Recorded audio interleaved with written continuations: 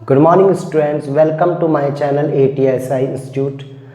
आज हमारी 12th class के लिए नया चैप्टर है change in profit sharing ratio among the existing partner. इस चैप्टर में क्या है, ना तो कोई पार्टनर एडमिट हो रहा है ना कोई रिटायर हो रहा है, बट पार्टनर आपस में ही प्रॉफिट शेयरिंग रेशो को चेंज कर रहे हैं। तो उससे भी कंपनी पे फर्क पड़ता है, पार्टनरों की एसेट्स वगैरह या जो कैपिटल वगैरह उन पे चेंजेस आते हैं। तो उसको हम आज के क्लास में समझते हैं। ये जो हमारे TS ग्रेवाल या जो बाकी DK गोयल है उनका किसी बुक में सेकंड चैप्टर है, किसी में थर्ड चैप्टर है।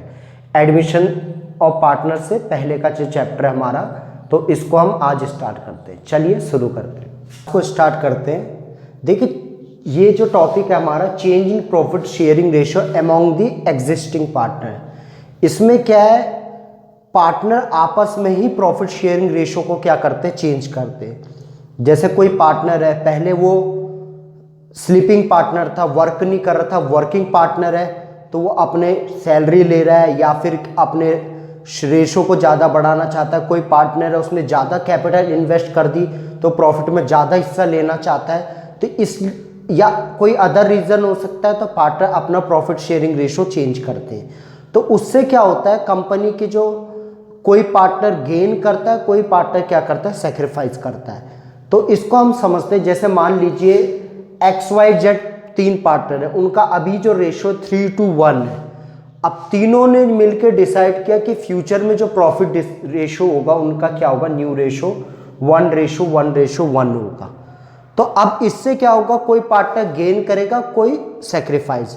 तो पहले हम इसको समझते हैं, एक इलस्ट्रेशन ही आप लेके चलो। ये 3:1 ओल्ड रेशो, न्यू रेशो 1:1। तो हमें पता है जब हम इसे सॉल्व करते हैं तो सैक्रिफाइसिंग रेशो का फॉर्मूला क्या होता है, old ratio minus new ratio. तो हम x का चेक करते हैं, x सैक्रिफाइस, x का ओल्ड रेशो 3/6 है, माइनस न्यू कितना है 1/3। एलसीएम लेंगे तो कितना है हमारा 1/6, 3 × 3 2। y सेक्रीफाइस उसका 2/6 इंटू में 1/3। तो यहाँ 2 से करेंगे तो ऊपर भी 2 से तो 0। और z सेक्रीफाइस चेक करते हैं तो z का ओल्ड है 1/6 माइनस 1/3। तो इसको हम सॉल्व करेंगे 2, तो इधर आएगा 2, तो इसका मतलब ये माइनस में 1/6। तो अगर कोई पार्टनर माइनस में उसका रेशो आ रहा है, हमने फॉर्मूला यूज़ क्या किया, old ratio minus new ratio. तो अगर माइनस में आ रहा है इसका मतलब क्या कर रहा है, वो गेन कर रहा है। और जिसका प्लस में आ रहा है वो क्या कर रहा है, सेक्रीफाइस। तो इस क्वेश्चन में x सेक्रीफाइस कर रहा है और y को कुछ चेंज नहीं हो रहा, पहले जैसा था वैसे ही अब भी है। और z क्या कर रहा है, गेन कर रहा है। पहले उसे कम मिल रहा था, अब क्या मिलेगा, उसे ज़्यादा मिलेगा फ्यूचर में। तो ये हमारा इस तरीके से रेशो कैलकुलेट होता है। ठीक, अब जो है ट्रीटमेंट देखते हैं, किस चीज का कैसे ट्रीटमेंट होता है। अगर मान लीजिए गुडविल ऑफ फर्म दी हो, फर्म की गुडविल दी हुई है क्वेश्चन में और रेशो भी गिवन है, तो जो गेनिंग पार्टनर है वो अपना जितना शेयर गेन कर रहा है वो किसको दे देगा, सेक्रीफाइसिंग पार्टनर को। जो पार्टनर गेन कर रहा है वो किसको देगा, सेक्रीफाइसिंग पार्टनर को। तो इसका मतलब है कि जैसे हमें गुडविल ऑफ फर्म गिवन है 60,000। अब 60,000 हमारा फर्म की गुडविल है, उसमें जेड विल ब्रिंग, जेड लेके आएगा 60,000 इंटू में कितना 1/6। तो कितना आया 10,000, क्योंकि 1/6 वो गेन कर रहा था। तो इसकी जो 10,000 है इसकी जनरल एंट्री होगी जेड्स capital debit to X capital being excess amount given by Z to X 10,000। जो गुडविल के एक्सेस अमाउंट है जो न्यू रेशो के कारण चेंज हो रही है, उसको Z ने क्या किया, लेके आया और वो किसको दे दिया, उसने X को दे दिया। मतलब हमेशा कौन देगा, जो गेनिंग पार्टनर होगा वो किसको देगा, सेक्रीफाइसिंग पार्टनर। अगर एक्स और वाई दोनों सेक्रीफाइस होते तो उन दोनों को देता उनके रेशो में, जितना जितना सेक्रीफाइस होते हो, ठीक है।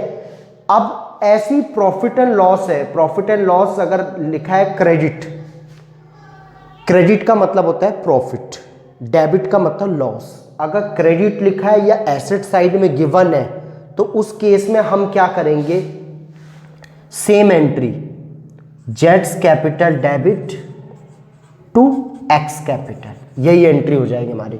30,000 है, 30,000 का 1/6 कैलकुलेट करेंगे हम तो हमारा कितना आएगा 5,000, 5,000 से ये एंट्री कर देंगे, ठीक। मतलब जैसे हमने किसकी एंट्री की, गुडविल की वैसी एंट्री हमने प्रॉफिट एंड लॉस की भी कर दी।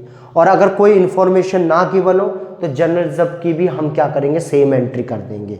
90,000 है, 90,000 का 1/6 करेंगे, जो गेनिंग पार्टनर है वो किसको दे देगा, सैक्रिफाइसिंग पार्टनर को, ठीक। अब कुछ कंडीशंस होती है उसको हम समझते हैं। हमारे दो इंपॉर्टेंट पॉइंट है, एक जो अभी मैंने आपको बताया था रिजर्व का, जनरल रिजर्व, और हमारा रिवॉल्यूशन अकाउंट। रिवॉल्यूशन अकाउंट हमने बनाया था, उससे या तो हमें रिवॉल्यूशन प्रॉफिट होता है या रिवॉल्यूशन लॉस होता है। तो इसका इफेक्ट किस टाइप में पड़ता है इसमें, इसको हम समझते हैं। तो जैसे हमारे पास जनरल रिजर्व है 60,000, हमने वही क्वेश्चन लिया जो अभी कर रहे थे हम, एक्स सेक्रीफाइस कर रहा था 1/6 और जेड गेन कर रहा था कितना 1/6, वाई अनचेंज था। अब जनरल रिजर्व हमें 60,000 है, दो कंडीशन, ये क्वेश्चन बहुत बार आया एग्जाम में। 60,000 जनरल रिजर्व है, if partner want to show the general reserve in balance sheet. देखिए कभी भी कंपनी में रिकंस्ट्रक्शन होता है, कुछ भी चेंज होता है तो उसमें क्या होता है, पार्टनर जनरल रिजर्व को वहीं खत्म कर देते हैं, मतलब आपस में ही डिस्ट्रीब्यूट कर देते हैं। तो इसमें फर्स्ट पॉइंट लिखा है कि if partner want to show the general reserve in balance sheet, मगर इन्होंने क्या किया, अपना रेशो चेंज किया, मगर क्या वो चाहते कि बैलेंस शीट में जनरल रिजर्व वैसी रहे जैसे पहले था। तो उस केस में क्या होगा, जो हम इसका फर्स्ट केस करेंगे, जनरल रिजर्व जो हमें गिवन है 60,000, एक्स विल ब्रिंग जेड का जो शेयर है 1/6 इंटू 60,000, जो कितना है हमारा 10,000, इसकी एंट्री कर देंगे हम जेड्स capital debit to X capital. Z लेके आएगा और किसको दे देगा, एक्स को दे देगा कितना 10,000, सेम पिछली की तरह एंट्री। अगर वो क्या करना चाहते, बैलेंस शीट में जनरल रिजर्व को शो करना चाहते हैं नई बैलेंस शीट में, ठीक। Second point, if partner want to distribute the general reserve, partner जैसा नॉर्मली जनरल रिजर्व डिस्ट्रीब्यूट होता है, ओल्ड पार्टनर में ओल्ड रेशो में डिस्ट्रीब्यूट होता है, वैसे ही करना चाहते हैं, वो न्यू बैलेंस शीट में नहीं दिखाना चाहते, तो उस केस में हम क्या करेंगे, जो सेकंड केस है, general reserve debit, general reserve account debit to X capital to Y's capital to जेड्स कैपिटल। जनरल रिजर्व हमारा कितना था 60,000, 60,000 को तीनों पार्टनरों के ओल्ड रेशो, तो जो ओल्ड रेशो था हमारा एक्स वाई जेड का कितना दिया था मैंने आपको 3:1, और न्यू रेशो 1:1:1, तो 3:1 के रेशो में 30,000, 20,000 और 10,000, तीनों में being general reserve distribute among all partner in old ratio.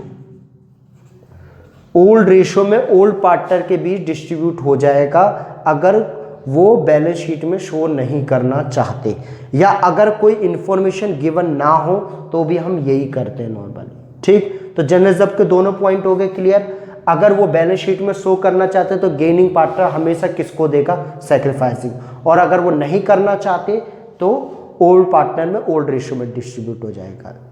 अगला जो पॉइंट है हमारा वो है रिवॉल्यूशन। रिवॉल्यूशन अकाउंट हम बनाते हैं, रिवॉल्यूशन अकाउंट से हमें या तो प्रॉफिट होता है या लॉस। इस क्वेश्चन में हमें 30,000 प्रॉफिट है, तो आपको पता है रिवैल्यूएशन अकाउंट जो होता है, हम एसेट और लायबिलिटी को रिवैल्यूट करते हैं या रीएसेस करते हैं, उससे जो चेंज आता है उससे हमारा रिवैल्यूएशन अकाउंट बनता है।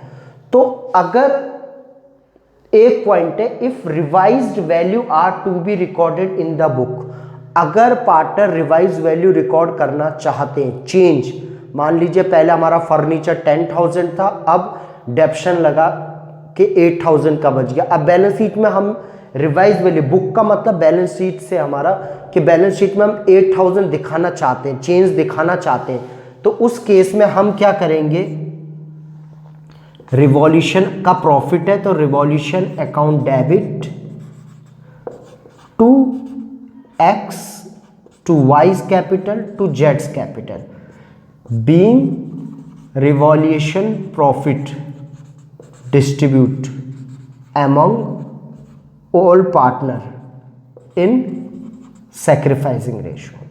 तीनों पार्टनर के बीच इस 30,000 जो प्रॉफिट हुआ है उसको तीनों में बांट देंगे, तो 15,000 ये हो गया, 10,000 ये हो गया और 5,000 हो गया।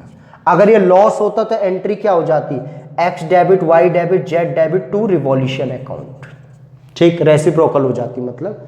तो ये एंट्री इस तरीके से हो जाएगी हमारी, तीनों में डिस्ट्रीब्यूट, अगर वो रिवाइज वैल्यू को बुक में शो करना चाहते।